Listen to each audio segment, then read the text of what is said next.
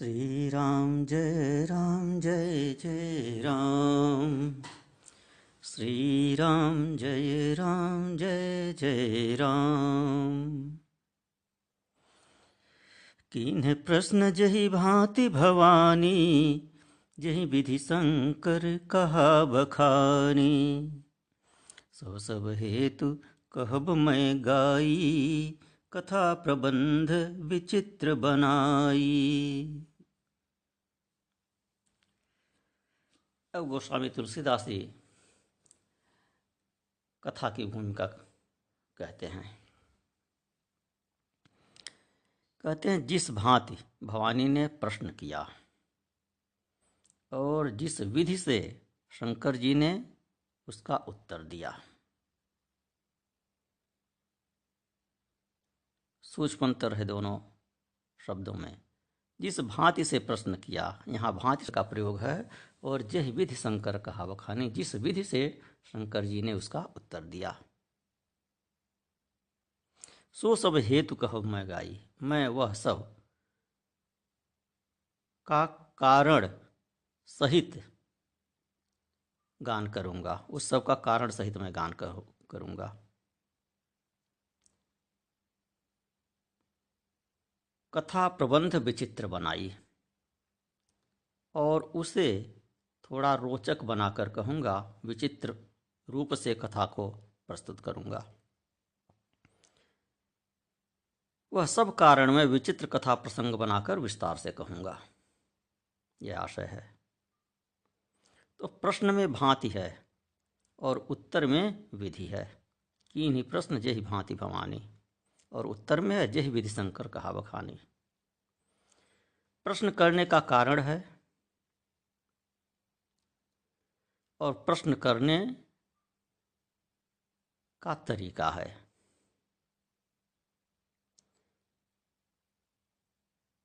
शिष्टाचार है। कैसे? सेवा शुश्रूषा करके विनय पूर्वक आरती पूर्वक भवानी ने प्रश्न किया और शंकर जी ने किस विधि से उत्तर दिया। ध्यान करते हैं, राम जी का स्मरण करते हैं, रामचरित्र का साक्षात्कार करते हैं, अपने इष्ट देवता राम जी को प्रणाम करते हैं, उसके उपरांत उत्तर देते हैं।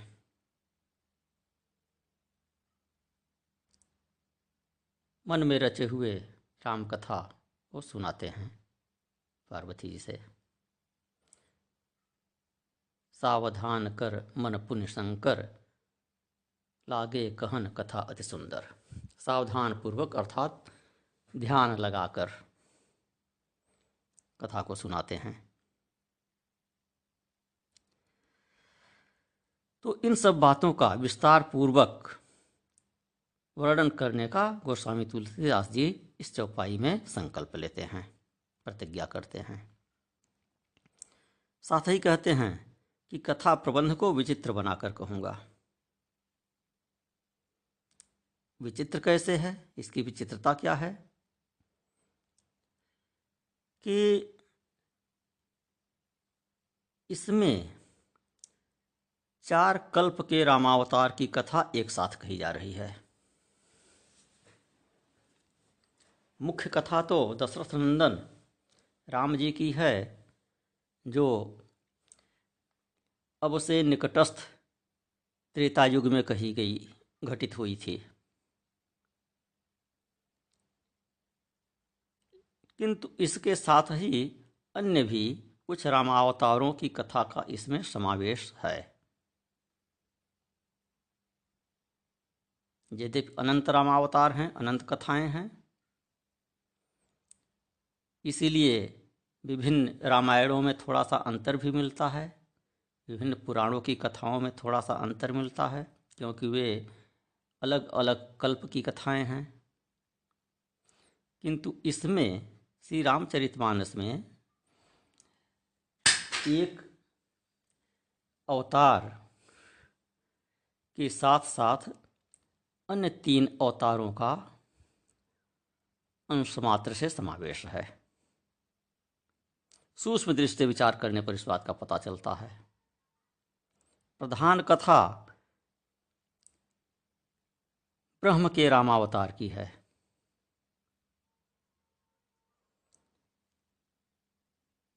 किंतु साथ ही साथ क्षीर सागर में शयन करने वाले भगवान विष्णु के रामावतार की कथाएं हैं।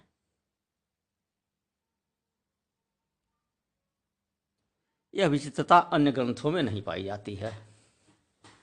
अन्य ग्रंथों में एक एक अवतार की कथा है। तो इसको और थोड़ा सा स्पष्ट करते हुए कहते हैं, जहीं यह कथा सुनी नहीं होई, जनि आचरज करे सुनी सोई। कथा अलौकिक सुनहि जे ज्ञानी, नहीं आचरज करहि अस जानी। कि जिसने यह कथा न सुनी हो वह इसे सुनकर आश्चर्य न करे। जो अलौकिक कथा ज्ञानी जन सुनते हैं वे आश्चर्य नहीं करते हैं, क्योंकि ज्ञानी जन को पता है कि राम जी के अनंत अवतार हुए हैं। तो इस ग्रंथ में ऐसी अलौकिक कथाएं हैं जिनसे सर्वसाधारण के परिचित न होने की संभावना है, अतः वे आश्चर्य न करें। नहीं सर्व सर्वम वेत्ति, सब लोग सब बात को नहीं जानते हैं। और जो बात को जो नहीं जानता है, कोई नई बात सुनता है, नए ढंग से कथा सुनता है, तो वह आश्चर्य करने लगता है। ज्ञानी लोग आश्चर्य नहीं करते हैं, क्योंकि ज्ञानी कूप मंडूक नहीं होता है।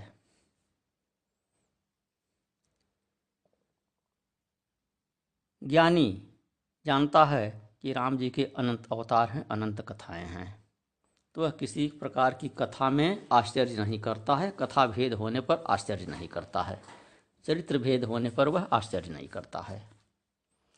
और जो अज्ञानी लोग हैं वे आश्चर्य करने लगते हैं, आक्षेप करने लगते हैं कि अमुक जगह तो हमने ऐसा पढ़ा हुआ है और यहाँ पर ऐसा लिखा मिल रहा है, वह सही है या सही है,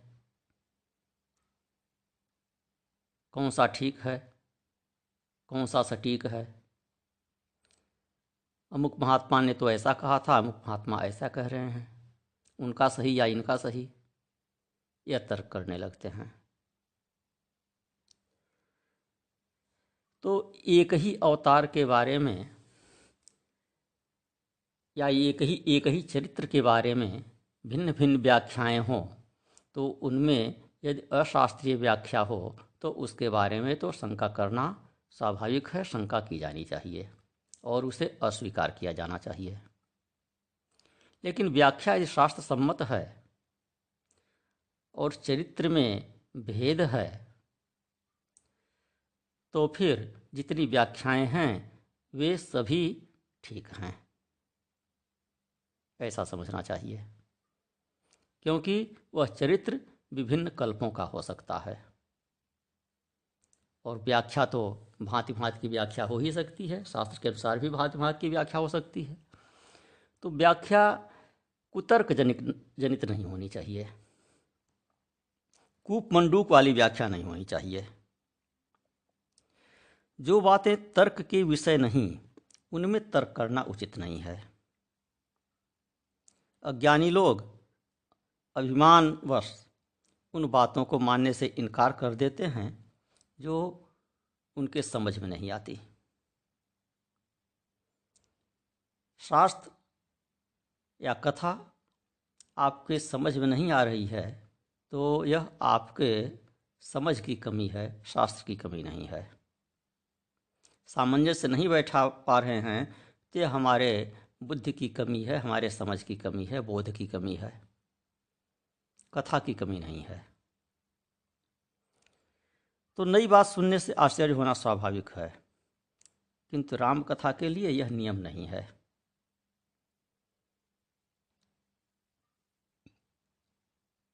यह साधारण जीव कैसे हैं, सामान्य जन कैसे हैं? जैसे गूलर के फल का कीड़ा। उमर तरु विशाल तव माया, फल ब्रह्मांड अनेक निकाया। जीव चराचर जंतु समाना, भीतर बसहि न जानहि आना। गूलर के फल के भीतर रहता हुआ कीड़ा उस फल के बाहर के स्वाद को नहीं जानता, बाहर की दुनिया को नहीं जानता। तो उसी प्रकार से सामान्य जन इस संसार की ही और अपने मतलब की ही बातें जानते हैं, अपने हानि लाभ की बातें जानते हैं।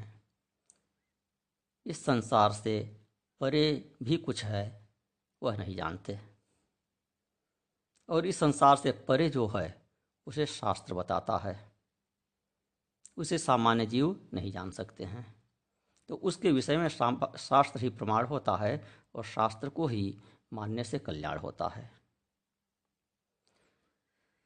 तो जैसे गूलर के फल के कीड़े उस फल के बाहर की बात नहीं जानते और उसमें उनका तर्क काम नहीं करता है, उसी भांति मनुष्य भी मर्त्यलोक के बाहर की बात नहीं जानते, और मर्त्यलोक के बाहर के बातों के बारे में जब हम तर्क करते हैं, सामान्य व्यक्ति जब तर्क करता है तो वह वास्तविकता से, शास्त्र प्रमाण से बहुत दूर चला जाता है। शास्त्र से परे जब तर्क करता है तो वह वास्तविकता से बहुत दूर चला जाता है। फिर कहते हैं, राम कथा कै मिति जग नाही, असी प्रतीति तिन्ह के मन माही। नाना भांति राम अवतारा, रामायण सत कोटि अपारा। कि राम जी की कथा की सीमा जगत में नहीं है, ऐसा ज्ञानियों के मन में विश्वास रहता है। असप्रतीति तिन्ह के मन माही, किनके? जिनका ऊपर कह चुके कि कथा अलौकिक सुनहि जे ज्ञानी, नहीं आचरज करहि अस जानी। तो ज्ञानियों के मन में संशय नहीं रहता है, वे जानते हैं कि राम कथा की सीमा नहीं है। नाना भांति राम अवतारा, राम जी के नाना अवतार हुए हैं, और रामायण शतकोटि अपारा, रामायण 100 करोड़ हैं और अपार हैं। थोड़े से नहीं, एक दो नहीं, 100 करोड़ रामायण हैं।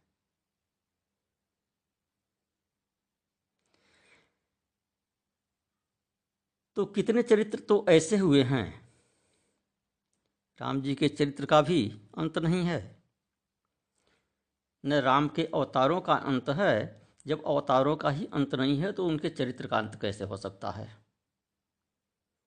अवतारों को ही लोग नहीं जान पाते हैं तो उनके एक एक अवतार के सभी चरित्रों को कैसे जानेंगे? तो राम जी के चरित्र का अंत नहीं है। कितने चरित्र ऐसे हुए हैं जिनका दशरथ, कौशल्या और राम जी के भाइयों को भी पता नहीं लगा, अन्य लोगों की बात ही क्या है।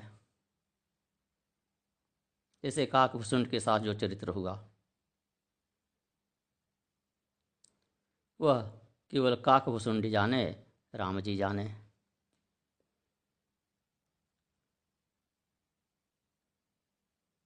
उस चरित्र का पता कौशल्या तक को नहीं है, दशरथ को भी नहीं है, उनके भाइयों को नहीं है। तो राम जी के चरित्र अपार हैं। यदि एक ही रामावतार हुआ होता तो यह प्रश्न उठ सकता था कि एक रामायण की कथा दूसरे से क्यों नहीं मिलती।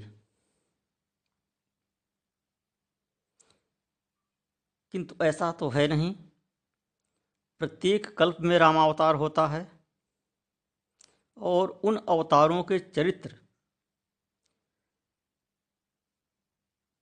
100% समान नहीं होते हैं, थोड़ा थोड़ा अंतर होता है। तो अनंत कोटि कल्प बीत गए और सब में रामावतार हुआ और सब में कुछ न कुछ भिन्नता थी, और उन सब का वर्णन ऋषियों ने रामायण बनाकर किया। अनंत रामायण हैं, 100 करोड़ रामायण तो गोस्वामी तुलसीदास जी ने यहाँ कह दिया। तो इस प्रकार असंख्य रामायण हो गए। कल्प भेद हरि चरित सुहाये, भांति अनेक मुनीसन गाये। करिय न संशय अस उर आनी, सुनिय कथा सादर रतिमानी। राम जी के सुंदर चरित्र कल्प भेद से अनेक भांति मुनीश्वरों ने गान किया है। यह बात हृदय में लाकर संशय न कीजिए, कथा को आतर पूर्वक भक्ति पूर्वक सुनिए।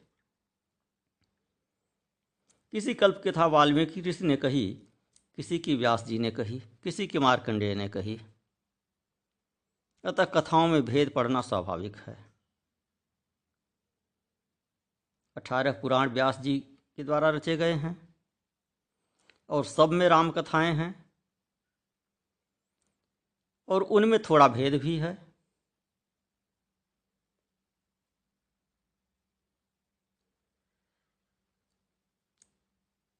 क्योंकि सभी पुराणों में भिन्न कल्पों की कथाएं हैं। एक ही कल्प की कथा सभी पुराणों में नहीं है। इसलिए पुराणों में जो कथा भेद आता है, चाहे राम जी के चरित्र में, चाहे अन्य चरित्रों में, जो वर्णन में अंतर है वह कल्प भेद से है। अलग अलग कल्प की कथाएं अलग अलग पुराणों में हैं। विष्णु पुराण में उदाहरण के लिए विष्णु पुराण में वराह कल्प की कथा है, वायु पुराण में श्वेत कल्प की कथा है, नारद पुराण में बृहत कल्प की कथा है।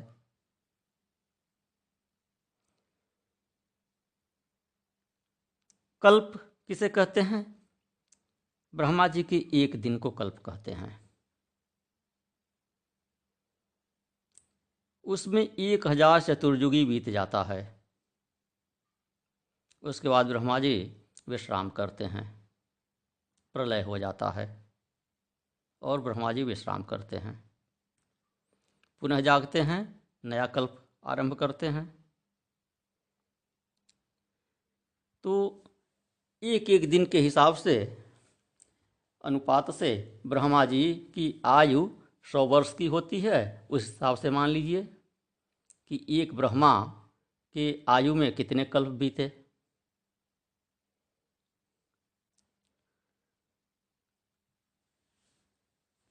एक ब्रह्मा की आयु समाप्त होती है, महाप्रलय होता है, उतने ही दिन का उसके उपरांत पुनः दूसरे ब्रह्मा उत्पन्न होते हैं। और ब्रह्मा के एक दिन का जितना मान होता है उतना ही उनकी एक रात का मान होता है, उतने ही दिन वे विश्राम भी करते हैं। तो सभी कल्पों में रामावतार होता है। इस प्रकार अनंत ब्रह्मा हुए, अनंत कल्प हुए और अनंत राम की कथाएं हुई। इसलिए कथा भेद के विषय में संशय नहीं करना चाहिए, तात्पर्य है कहने का। कथा के प्रति संशय करने से इसका मूल प्रयोजन नष्ट हो जाता है। आदर की कमी होती है, श्रद्धा की कमी होती है, तो फिर कथा सुनने का लाभ नहीं मिलता है, अकल्याण होता है। क्योंकि श्रद्धा ही फल देती है। संशय करके कथा सुनेंगे तो इसका लाभ नहीं मिलेगा। राम अनंत अनंत गुण अमित कथा विस्तार, सुनि आचरजु न मानि हहीं जिनके विमल विचार। राम जी अनंत हैं, उनके गुण भी अनंत हैं, उनकी कथा का विस्तार अपार है। जिनके निर्मल विचार हैं वे यह सुनकर आश्चर्य नहीं मानते हैं। राम अनंत, देशतः अनंत हैं, प्रत्येक स्थान पर हैं। कहु सो कहाँ जहाँ प्रभु नाही। कालतः भी अनंत हैं, किस काल में वे नहीं हैं, किस स्थान पर नहीं हैं और किस काल में नहीं हैं। सर्वदा हैं, सर्वत्र हैं, सर्वदा हैं। काल ब्याल कर भक्षक जोई, वे तो काल के भी काल हैं, काल का भी भक्षण करने वाले हैं। और स्वरूपतः भी अनंत हैं, वस्तुतः अनंत हैं, रूप की दृष्टि से अनंत हैं। दिखरावा मातहि निज अद्भुत रूप अखंड, रोम रोम प्रतिलागे कोटि कोटि ब्रह्मांड।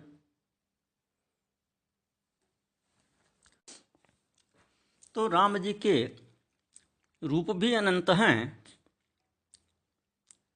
और एक एक रूप के एक एक रोमे में अनंत ब्रह्मांड हैं।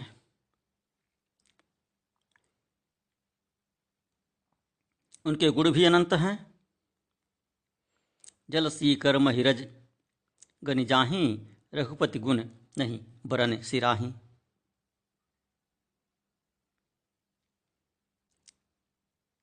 कथा का विस्तार भी अनंत है। श्री राम रावण समर चरित अनेक कल्प जगावहीं, सतशेष सारद निगम कवि तेउ तदपि पार न पावहीं।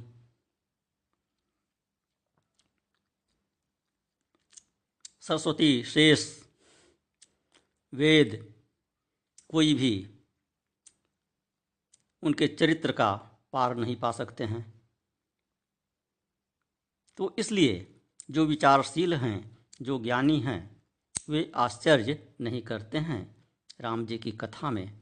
और कथा के उनके चरित्र में विभिन्न कथाओं में यदि कोई भेद मिलता है तो उस भेद को सुनकर आश्चर्य नहीं करते हैं।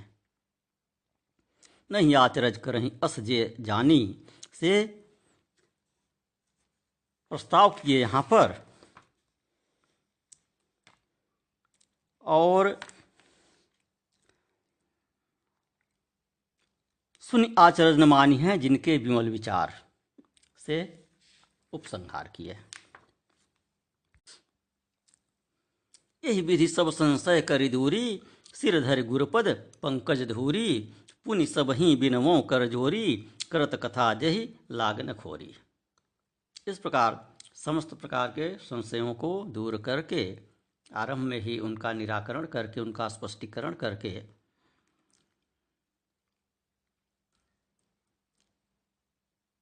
गुरु देव के चरणों की धूल को सिर पर धारण करके तुलसीदास जी कथा का आरंभ करते हैं। नारायण।